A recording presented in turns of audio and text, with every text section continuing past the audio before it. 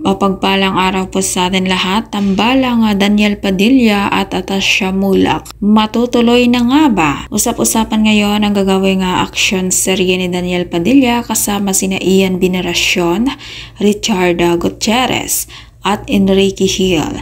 Abay, madaming fans ni Daniel ang nakaabang sa nasabing aksyon serye ni Daniel Padilla. At kasabay niyan, muli na namang nananawagan ang tagahanga ni Daniel Padilla na sana daw si Atasha Mulak ang makatambal ni Daniel sa nasabing aksyon serye.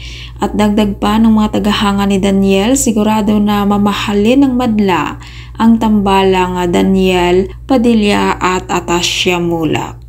At titingnan natin kung pagbibigyan nga ba ang kahilingan ng mga tagahanga ni Daniel Padilla. At ikaw, anong masasabi mo sa panawagan ng mga tagahanga ni Daniel Padilla na si Atasha Mulak ang napili nila para maging collab team ni Daniel sa naturang aksyon serye? At syempre, aabangan natin kung kailan na magsisimula ang nasabing bigating aksyon serye ni Daniel Padilla. Kung ikaw hindi pa nakasubscribe ng aking channel, mag-subscribe ka na sa aking channel, Ives Velasco. Maraming salamat at mapagpalang araw po sa ating lahat.